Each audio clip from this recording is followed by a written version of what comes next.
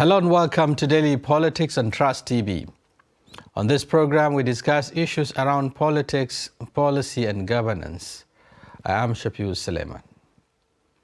The last may not have been heard about the rejection of President Muhammadu Buhari's nominees for appointment into Nigeria's election management body, INEC, with civil society organizations rejecting another round of such nominees for alleged partisanship and tainted pasts.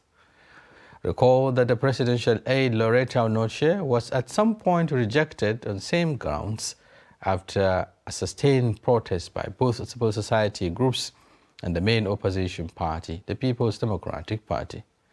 Tonight we ask, is Mr. President unaware of certain provisions in the nation's constitution and the Electoral Act prohibiting the appointment of persons with such partisan backgrounds? How far can the civil society prevent this from happening, especially as the nation heads towards the 2023 elections? Will Mr. President this time around succumb to pressures and substitute the names of these nominees? To provide answers to these and more questions, as well as other emerging issues in the polity, we are joined by Esenwa Nwago, who is the chairman, Partners for Electoral Reform, as well as Mark Maza, who is the senior communications officer at Yaga Africa. Thank you for joining us, gentlemen. Thank you. Good evening. Right. Good evening. Okay. Before we commence the conversation, we'll take a short break. Stay with us. We'll be back shortly.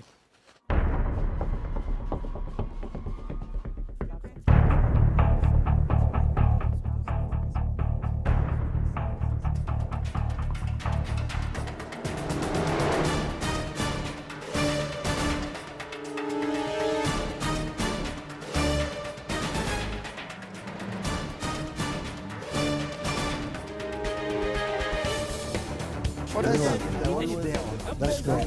It's good to see you.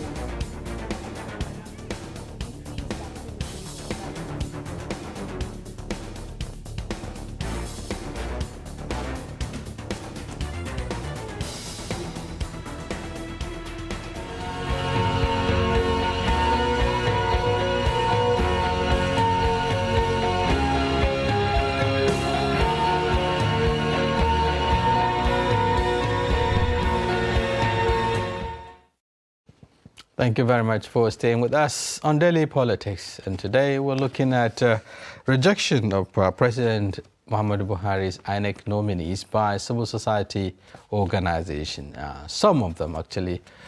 In total, the president has submitted 19 names of nominees. Among them, 5 to have their appointments renewed, while the other 14, are fresh nominees.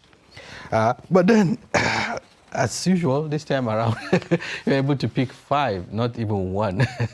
Remember, the Loretta Onoche saga, which led to, a lot of face-off between the civil society and the government officials. Let me start with Mr. Ezenwa. Why are you rejecting this nominees for the appointment into resident electoral commissioner's position this time around?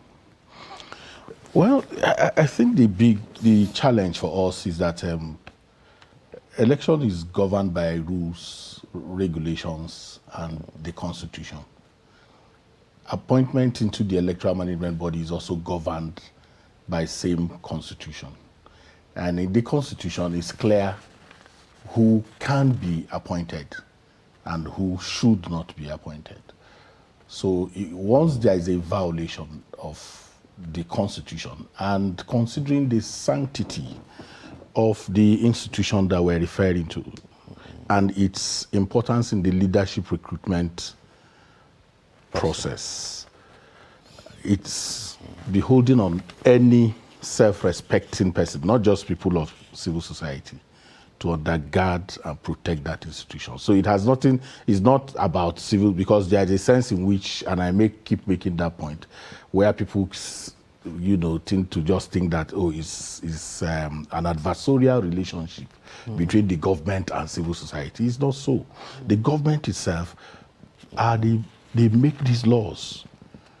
So I'm not sure it contemplated at any time that you can make appointments whimsically. So if those laws do not follow the due process, constitutional requirements, it behoves on us as watchers, keen watchers, and indeed for some of us as investors, people who have invested quite a lot in the consolidation of this democracy, to stand up to ensure that what is right is done. If we don't do so at this point in time, we will be reversing the gains that has been made. We already know that there has been incremental progress since 2007, if you like, in the electoral process. The beneficiary of that 2000 election says, the election that brought me to power is flawed, and went ahead to set up an waste committee. From that point, we've been, one step at a time. So if you get card-carrying politicians, if you get alleged corrupt people, if you bring people that do not meet the threshold of integrity that the Constitution requires for people who will go to that office, then we have responsibility. Yeah, before we talk about the yardstick or the measures or the parameters used to detect this nominees, let me get your perspective. I know that for appointments into offices, especially coming from the presidency, largely there are certain institutions or organs of government that do vet or check, or screen, so to speak. Specifically, I know the Department of State Security does that, at some point. I don't know if it's part of its mandate now to guide, if you like, or to assess, if you like, to vet this nominees, so that it also guides the president on the people he's appointing into offices. With this happening now, is it to say that that channel has not been followed, or perhaps along the line there are issues? I think we can only speculate at this point if it was followed or not. So it's possible it was followed, and maybe the president decided to exercise his own powers to override it, because that happened in the past. We have precedents for that even in this government, where, for example, the former Nigerian ambassador to the United States, over and above the objection of not just the State Security Service, but also of the Senate, the president still appointed him. So it's possible that happened. It's also possible that this wasn't noticed. We can't rule it out. So either way, any of these things could have happened. But the bottom line is that it's still the buck still stops at the president's desk, because he makes those appointments or these nominations, and he has made these nominations, and these are glaring faults or issues we can see. And when we say we, like everyone says, not just civil society, Nigerian citizens. And to build up on the points he said, it also feeds into the perception people have of the election and whatever results come out of the election. And if you have election officials who are partisan, who have tainted past, no matter the results, it can be easily alluded to this past or this partisanship. And it's very, very important if you're going to have elections that are going to be, even for those whose candidates do not win, can still get behind and support the results. This is going to be an impediment to that happening. Yeah. Okay. Before we talk about the timing, perhaps some will say, right from day one, perhaps the civil society would have alerted the government, or they alerted the president, or raised concerns even before they get to this level of being nominated by the president and so on. But I don't know how the procedure the civil society organizations use. Or perhaps they have to wait until the names are released for them to go and do the checks and whatever. But let me come back to Mr. Ezenwa. These are critical issues now, talking about two key strong, objections: partisanship. I understand, based on your observation, some of these nominees have had one or two issues to do with the ruling party, that is the APC, isn't it? One of them was said to be also a relative to an APC chieftain or so, one of the national leaders of the party. But how does that align her, for instance? Let's take that as specific case study. How does that align her with the partisanship, I mean the affiliation of her relative? Mark just made the point about perception, okay, and legitimacy issues, because at the end of the day it's about legitimacy. You can be elected, you can even work somewhere, but do the people truly believe that this institution that is called independent can serve that purpose? There is that challenge. Let me tell you, the singular interest that the governor of the CBN showed slightly, if you know the consequence, if you know what that has meant for INEC in terms of credibility, just even putting materials. You saw what we went through in Ekiti and Osun. So when you say, how does it affect? Take, for instance, somebody who is not just a member of the party, who has been an aspirant, just as recently as 2014, 2015. And then you make that person a resident electoral commissioner.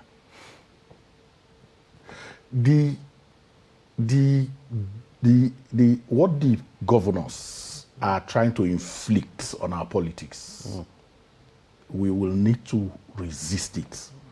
What the people, the political administrators, what they want to inflict, this idea of continually wanting to constrict the space is something we need to restrict. So it's not about if you are nominated by a partisan person, and you're asking me how it affects it. It's automatically. I think they say who pays the piper dictates the tune. The appointer, there's a reason why he's appointing you. He's appointing you to hold a brief, and that brief is going to confer dubious advantage on somebody. And once that happens, it's no longer level playing field. So the idea is to ensure. And you were asking Mark, whether the DSS and all of those people. Yeah, those checks. Yeah, the evidence abounds that those processes can be over. At any point in time, those are not people. That's no longer. Onochie already gone to the Senate for clearance. Yeah. So if that process was followed, any right-thinking person would have known that that kind of person shouldn't be nominated. And so most times the challenge is not what the political actors do. There are institutions also who have responsibility to do this check. And that institution is called the National Assembly. They have a power to reject. And we have gone to them. We have petitioned them and said the executive seems to have overlooked the Constitution. You are the safeguard, or institutional safeguard for this democracy is the legislature. Please ensure that you do not. But is this deliberate? Because looking at the posture and the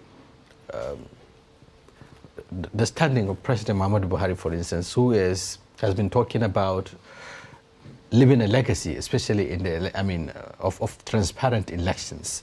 Would you say that it was a deliberate act, a deliberate attempt, to impose these people or to inject these people for certain reasons?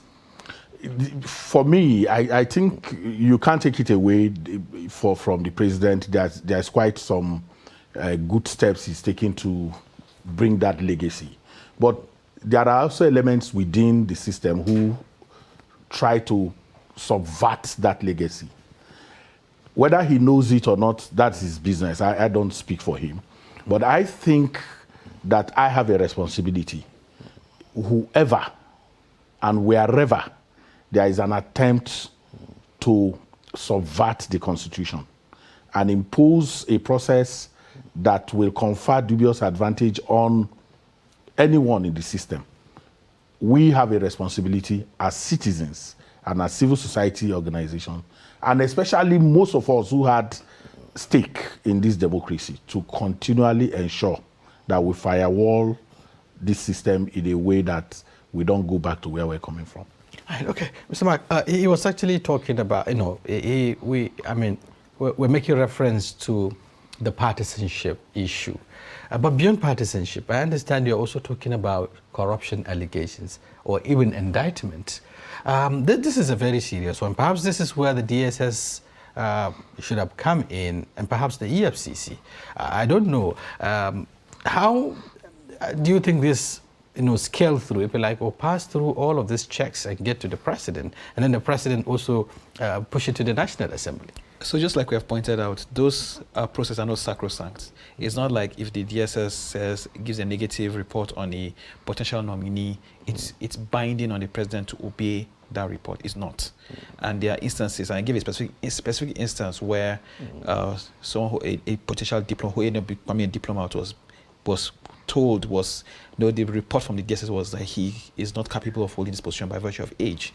So we can assume it's very possible that this came out. And like Ezra was giving an example with Lawrence, and I was going to mention, even for an appointee who is very visible, we may not know these 5 nominees which we have flagged as having problems with their nominations. But even in the case of a government appointee who is very visible, there was still that nomination still went ahead. So the point of screening, and that is disturbing, because if for this 5 it doesn't know, for that one, there's no way you can. Yeah, because I'm actually even surprised. I think the fact that whoever is indicted, I think it's there are more. It's not just 5. There are more. If someone is indicted in the past, by any commission of inquiry, if you like, or corruption allegation and so on, it is not. Such a person shouldn't even come near, I agree with government appointment. Shouldn't be, especially in a sensitive appointment as would be an official of INEC, where you're going to pretend over elections, because the Constitution says person's nominee should be of unimpeachable character and have integrity. That is vague as that may sound. We both know what that means. We cannot see someone who has corruption allegations or allegation of incompetence has unimpeachable character or has passed the integrity test. So is it to say we can establish some of this, or is it just guessing? I mean, perhaps, or just speculating? Do we have substantial evidence? We are not guessing. We are not guessing. We put these issues side by side to what the constitutional provision says. If you have issues in your past working environment, you were sacked, okay, for incompetence, established that the reason why you are removed from these offices is because you are incompetent, then you shouldn't come near INEC. It's a clear issue. If, for instance, you are fingered, like the particular case of Imo, for instance, there were the person that is being nominated was head of ICT in the same INEC and was removed for clear corruption, political connivance, and then political connivance, and then you remove that person and made the person chairman of SEC, and then you now push the person to resident electoral commissioner. There are issues. In the case of Sokoto, we are not just a party member. We showed the evidence that this person was an aspirant in this political party in 2014. These things, you can't Mark. How do you people say it? The digital footprints. You cannot. You can't remove them. Yes. You understand? When you were contesting election, we didn't ask you to contest. Yeah. You understand? It's going even beyond membership. You are even seeking an elective position. You're seeking an elective position. So the digital footprints exists for those issues. There are many of them that you can't find any digital footprint for them. But we are also working. We are helping the system. We are not in an adversarial relationship. And you provided all this evidence to the National Assembly. That's what I'm telling you, that beyond even that, we are still working. We have not shut down. It's not just 5 people. There is also somebody in Bauchi who also was removed, deposed, as who had worked as a permanent secretary, appointed a traditional ruler by Yuguda's government, and then removed, by Abubakar's government. and then there are issues with the financial intelligence organizations working around those issues. So in other words, the more are still to come. No, that's what I'm telling you. So we are not doing this to hurt anybody. We are just saying, look, election is so important that if you have these issues, this is not the first time people are appointed. The ones that their tenure ended, we were in Nigeria, we didn't travel, we allowed, because they had no issues, they went through. Indeed, many of them, we supported them. We actually came to support them, and we have record that they performed, they had stellar performances in the states where they were sent. There is no issue. So if you have these challenges, partisanship, corruption, political disposition, and the rest of them, it helps the system for confidence building, that citizens can have confidence, because we are talking about voter apathy, we are talking about all those. Part of the challenge is that people don't believe that this system can deliver, you know. Many times what people don't know is that outcomes of election is very, very critical, is important. If the people believe that the process is fair, then electoral violence is almost erased. It inspires more confidence. And also to point out that this is also to avoid setting a precedence. If we set a precedence where openly partisan people petited parties can be appointed to sensitive positions, whichever government comes in next will continue. So it's very important that we all, including those who think this will favor us, or favor them, I mean, though, fight against this, because tomorrow who is to say that when someone else does it, it won't be to their disadvantage? Mark, do you even know the funny thing is that there is silence from the politicians on this issue, because it's always for them. This precedence issue you talked about is something they need it. They want it to happen. But you know, just like we saw in the past, where the main opposition party joined, you know, the civil society to raise the voice. I don't know if they are also keen into this. And why is it just about the ruling party, some would say? These are people from across party lines, and but then largely the ones that have been fingered are members of the, I mean, are said to have affiliation, if you like, with the APC. I don't think it's about the ruling party. I think this, if this is not checked, it could not say that, I would talk about precedents. It could not be on that part tomorrow also begin to appoint their present or former members into these kind of sensitive positions. And I will not, it would be surprising for me to see for example, an APC president appointing partisan members of PDP or any other party to such sensitive positions. It will be completely unusual, and it's not something that we should celebrate as a government of national unity, because either way, even if it's an APC president appointing a Labour Party, a PDP, or any of the other 15 parties, any as long as partisan.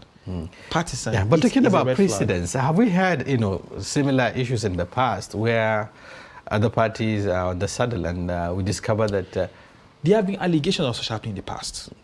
There have been. I don't have off the top of my fingertips which ones or which election officials have been said to be partisan, but I know there have been such allegations. But either way, that's not an excuse for us to allow this. We still need to strengthen our institutions. Our institutions are still not as strong as they should be. And another thing with democracy is, to paraphrase what Louis Brandeis said, that the price for it is internal vigilance. Because no matter how strong your democracy is, institutions can still be shaken. We've seen, for example, in the United States, which has had a democracy for over 20 years, 200 years, and 4 years of a government has shaken some of their institutions to the roots, and they're still trying to recover. Not talk of where we have been in a democracy for just little over 23 years. How can you be asking this question when you remember that you could be voting, and where you are still where you're voting, and the results are being announced? That's where we are coming from. How can we forget so soon? Yeah, but the real issue, there's a departure from that. No, that's what I'm saying. So it means that people go back to the textbook. These people who have textbooks that they go to refer to. Like all this was triggered after the facts of Osun and Ekiti. We need to be clear that the way the election went in those two states, got people thinking that if you are getting it right somehow. We are beginning to get it right, and confidence was. So we see this as an attempt to reverse that confidence. And it is only nobody appoints. The appointer is the one in power. You understand? And the one in power and those who work for him may think that, like Mark said, if you appoint these people, we may have advantage, from this. But it is our responsibility to say, no, sir, you don't have that power to outside of the Constitution. What is going to happen is a manipulation. There is going to be read the Constitution upside down. Where at what point stretch it, but isn't it clear? No, that's what I'm saying. You can do all of that. Subsection 1 clearly spelled out. So, but then, yes. How do you see, talking about the appointed now, how do you see the presidency responding to this? We've seen how, in the case of Loretta, the presidency had to rescind and substitute her name. Do you see a possibility of Mr. President also, adhering or towing this line? The National Assembly should reject those nominees first. Okay. When they yes, the first step is to reject, because a letter has been sent to the National Assembly. It was actually in July that the Senate President reeled out those names. So we are asking how until those names came to the public space, there is no way we can conjure what is in the mind of the appointer. And now that he has appointed, it has been sent to the Senate. The National Assembly, the Committee on Electoral Matters, has a responsibility to avail the Senate of this information that we have put on the public space and correlate it with how it breaches the relevant sections of the Constitution that guarantees that people that has to be appointed. So if they are rejected, you know the sequence. Even when we rejected Loretta, there was still a long issue about all of that. Sometimes the people in the presidency don't want to revert, but sustained pressure from citizens and understanding that is without malice, because it's very, very important. We are not doing this. We are not doing this because we don't like the president or his party and all the rest of them. Once that is established, then you have no reason to, because if you go to those states that we're talking about, there are people who are not related to the deputy national chairman of a party, who are also people of integrity. You can find, if you go to Sokoto, you can find somebody who did not contest, or not a party member, who is not a party member. Everywhere you go to, there are good Nigerians who fit the constitutional, bill, and who can be in those offices. Okay, Mark, before we go for the break, talking about sustaining this. Perhaps it might be a long battle, so to speak, and looking at the processes it has to go through. Perhaps if, I wouldn't want to preempt now, if the National Assembly decide to turn a deaf ear, on this, and how much can you sustain this struggle? We've seen how, the previous one lasted up to the extent that, protests have to be carried out and what have you. I believe we can do the same, and I also hope it's in all of our best interests that this doesn't take that long. We don't have time on our side. We're almost in September. Elections are in February. We need the new Rex to be in office and hit the ground running to prepare for the next elections. So if drawing it out and thinking that we don't have that luxury, and we may keep mentioning talking about the legacy that the president will leave behind, delivering elections that will be whose results will be accepted by the generality of Nigerians is one of the legacies we should work towards leaving behind. We have made so much gains this year from the signing of the Electoral Act in February, Osun Ekiti elections under the new Electoral Act. We have seen those gains. One of our primary objectives or goals is to reverse this declining voter turnout in elections. People are losing faith in elections more, and Nigerians are becoming more and more aware. They're not as what you think this is. There's been, or the work of media and civil society has made Nigerians more and more aware. So people are going to become more aware of this is going on, and it will just worsen that voter turnout we are trying to reverse. And if this goal happens, whatever results, even if the results that come out are a reflection of people's wishes, that perception that perception will taint the result and affect how it's accepted. Right. Okay. Abating all of this is necessary, especially as we head towards 2023.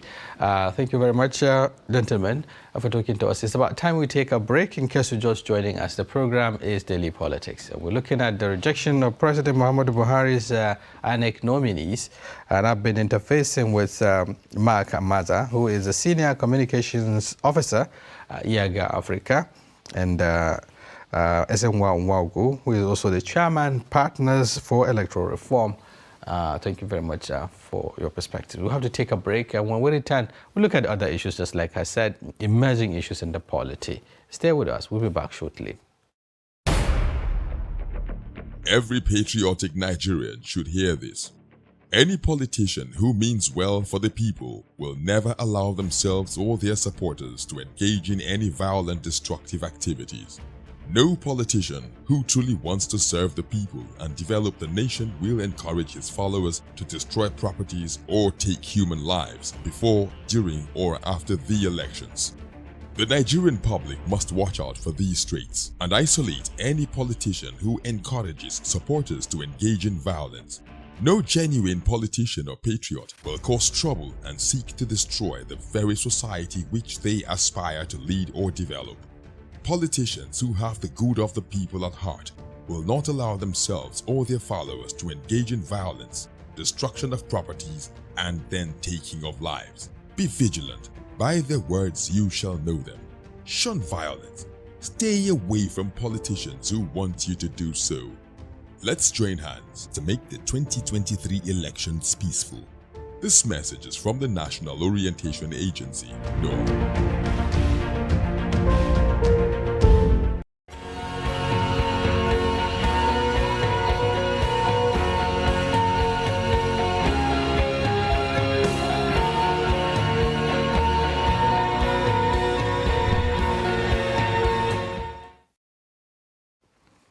Thank you very much for staying with us on Daily Politics. And today we're looking at, the rejection of President Muhammadu Buhari's INEC nominees by civil society organizations against the backdrop of alleged, partisanship and corruption-related issues. And we've been talking with Mr. Esenwa Nwagu, who is the Chairman, Partners for Electoral Reform, and Mark Amaza, the Senior Communications Officer, IAGA Africa. Just like I said earlier, we'll also be looking at other issues in the polity. One of particular, concern, Mr. Esenwa, is this issue of early campaigns, by political parties or by politicians. In spite of the provisions of the Electoral Act, I think clearly Section 92 of the new Electoral Act has frowned, at this. We still have some couple of days to the commencement of campaign. That is 28th of September precisely. But what is happening? You can hardly differentiate what is going on with an electioneering campaign. Politicians have devised means of reaching out to the electorates, either by way of commissioning offices, some by way of consultations, some by way of receiving the campees and what have you. And in the process, we, people see some sort of campaign going on. How are you looking at this issue? And well, beyond the issue about early, there are specific things that section you quoted points out. Is about also not campaigning or in religious houses. Yeah. And using masqueraders, and such and things. then using public offices and so on. And all that. So I marvel at times when duty bearers, institutions that have responsibility, start warning people rather than taking so if you in reality the Independent National Electoral Commission thinks that there's a violation, there's a section, that law has a penalty section. Subsection 3 specifically talks about the penalties. That can be invoked. And so the Department of Party Monitoring has the responsibility to, but I know it's complicated, it's difficult, it's complex in terms of definition. You know, how do you even define all of these issues?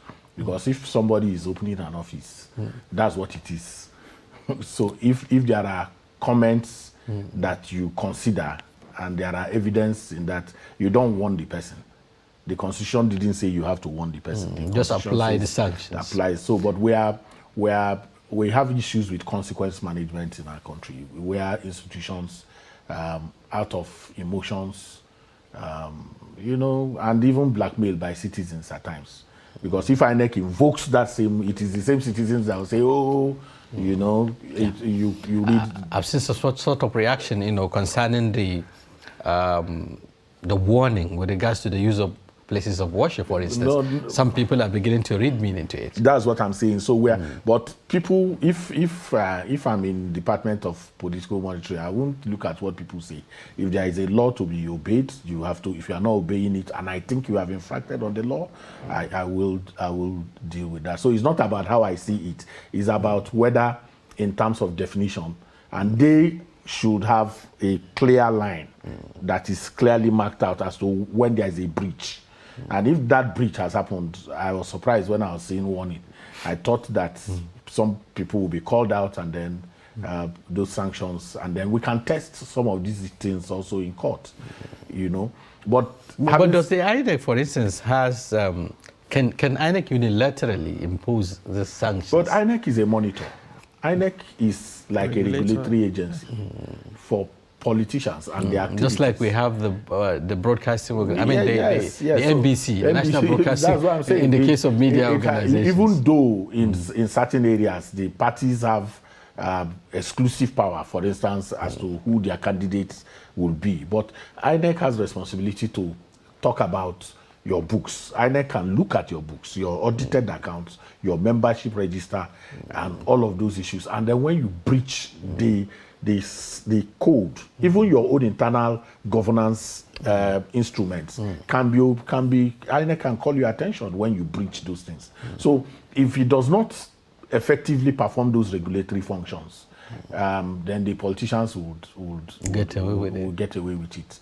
But I for one, I am bothered about the narrative for 2023. I've been calling more for a citizen-centered 2023.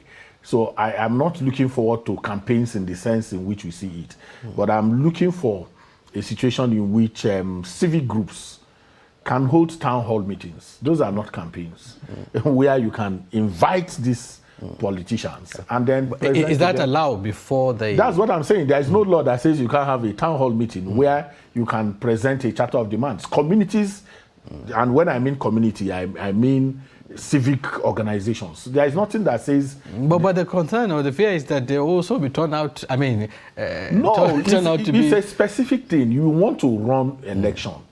You see, because what happens in campaigns is the jamboree. We are going to see what do you call them now? Nollywood chaps, the entertainers, comedians and all of those things. Play music.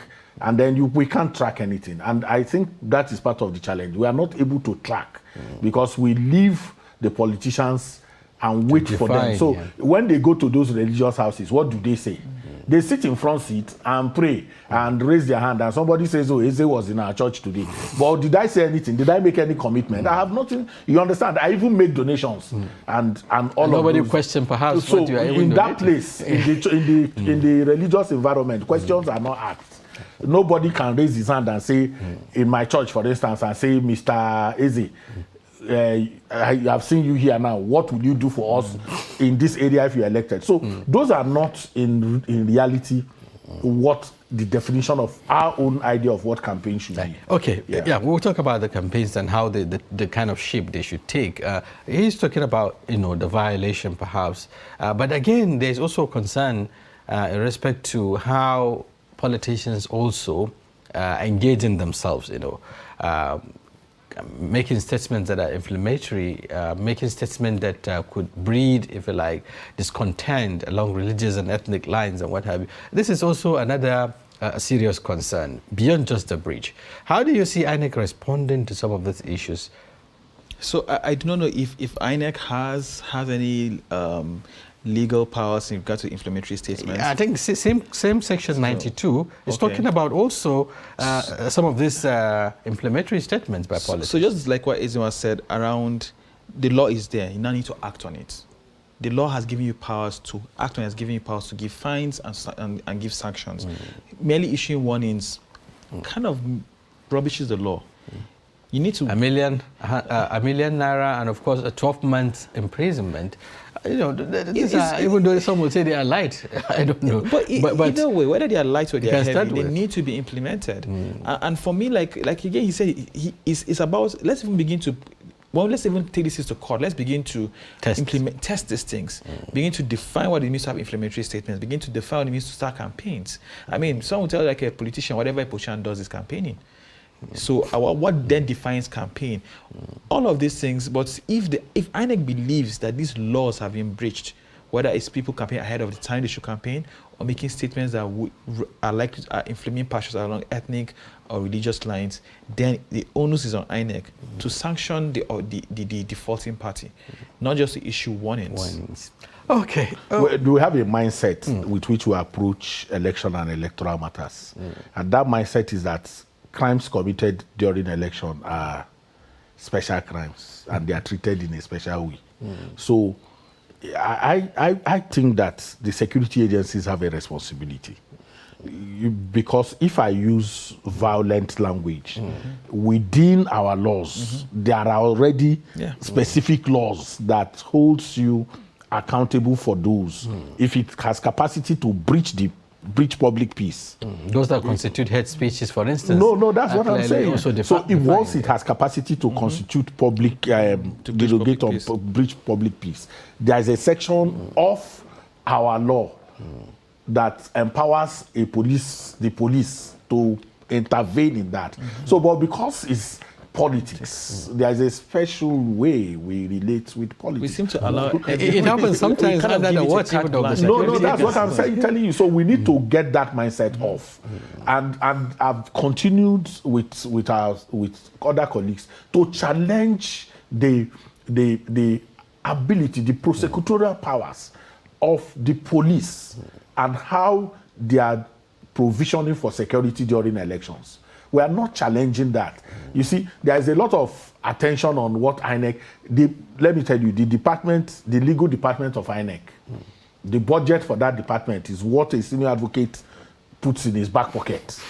The whole legal department of INEC. So funding is also an issue? No, I'm just telling you. So, but there is another, branch of the state that has been equipped, funded, prepared for that kind of engagement. And we respect them, we overlook them, we don't talk about them. We say, oh, it's electoral, and we are even now calling for setting up electoral offences commission and all of. When we have the laws that we're not implementing. So, and it's the frustration with the security agencies that is leading us to all these, improvisations. We just want to do something to come out of. The security agents have responsibility. If somebody is taking drugs, we already have NDLEA. If he took the drugs before he went to campaign, you should hold him and run there is no special law, and run tests whether he's talking from normal, No, those are, that's why you have NDLEA. Yeah. All these institutions just sit back during elections. And Nigerians are talking about INEC. 90% of our conversations is about INEC. Yeah. These other stakeholders have responsibility, and we need to bring them into the conversation to play that role effectively. So how much the civil society, how much role are the civil society playing in this direction? Just like you said, actually, attention is on INEC. Basically, it's about the electoral process and what have you. Forgetting about other components of the electoral processes like the security and what have you. How are you perhaps also strategizing in in the civil society, among the civil society organizations now to take up this challenge? Because now that there's substantial gains, with regards to how INEC conduct election and so on. There's also critical need to look at those elements that we're talking about, the security, electoral security, and what have you. How much are you championing a course towards, addressing those problems? So, this thing called civil society is one set of Nigerians whose heads will be used to break coconut that everybody will eat. Okay, so we just set our head, you break the coconuts, and then people start. The challenge is a Nigerian challenge. If you didn't create this platform, this conversation will not happen. So if you think they are not watching us, somebody is detailed to hear what we are saying here. If they can make use of it, the big challenge is that we have outsourced the struggle to make our country better to a particular set of people. And we are building personality cults around those people. Mark is going to... It is their responsibility. Mark is on Twitter, he's the one talking. Democracy did not contemplate that we should have special people who talk for... But that's why we have organized, groups like the civil society. No, that's what I'm telling you, that the role of civil society is not adversarial. It is also to be an underbelly of government, to play them up in a way that citizens who feel offended about any issue have a responsibility to do so. So, but everybody sits back and say, okay, Eze is going to talk about it. If I don't talk about it, you talk about it. You understand what I'm saying? Because there is a sense in which we are not understanding the existential challenge that we have. The security agencies are major stakeholders in the electoral process.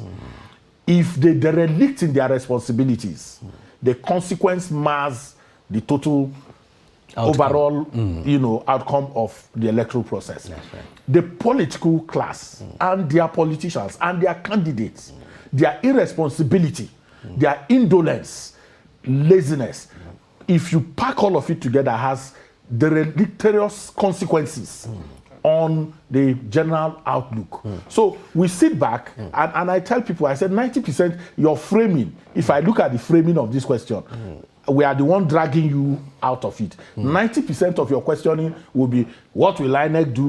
What will INEC do? And if I want to stay where you are pushing me to, we will not have this broad discussion. Yeah, and so we need to talking about having the broad discussion. We also have a responsibility to educate and enlighten the people. There's also a need for mobilization.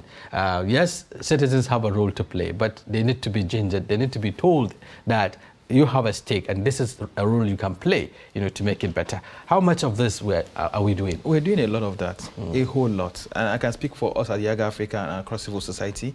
A lot of that is going on. Even to the specific question you asked Ezenwa about calling our security agencies, we do that. Under Watching the Vote initiative, we put out reports. We always see pre-election observation reports, post-election observation reports. We don't just focus on INEC. Yeah. We focus on everyone. You give political on parties, security agencies, religious and traditional rulers, other government agencies like the NOA, who play a vital role in orientation and awareness. So we do a lot of work around mobilization. But just like Ezenwa said, it's not just a job for civil society. Our job, beyond just put up the government, is also to, well, like you said, ginger people to act. And then perhaps following up, because if you have, cases of breaches or cases of compromise and what have you, just like we used to have, in the past, maybe one or two security agencies, conniving, if you like, or compromising. In most cases, you don't hear a follow-up, kind of, people taking interest in seeing how it ends. But it's not just civil society; the media too should follow up. Yeah, that's what I'm saying. So beyond just drawing the attention, yes, we're part of it. So beyond just drawing the attention, they need to also follow up to ensure that. Of course, eventually, all this is are true. Is a need, but our desire is not just for civil society to take up these things, but for citizens. That office of the citizen is the most powerful office. And it's not just a cliche. We genuinely believe is that we are just citizens. I'm not an activist. I'm an active citizen. And long before I started working in civil society, I will do a lot of these things on my own. You know, of course, not saying that my voice alone will be enough. Of course, there's that need for that critical mass. But for us, our desire is for every citizen to be interested in affairs of the state, in these issues that we talk about, whether on a national level, on a very local level, but to be active in keeping government accountable and in pushing for the changes they want to see in their own society.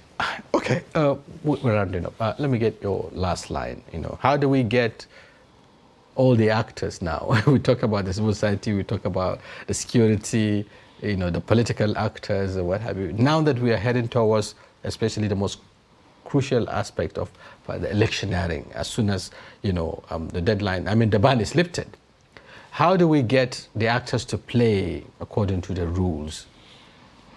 We will encourage them in places where they are amenable to conversations. We will have conversations with them.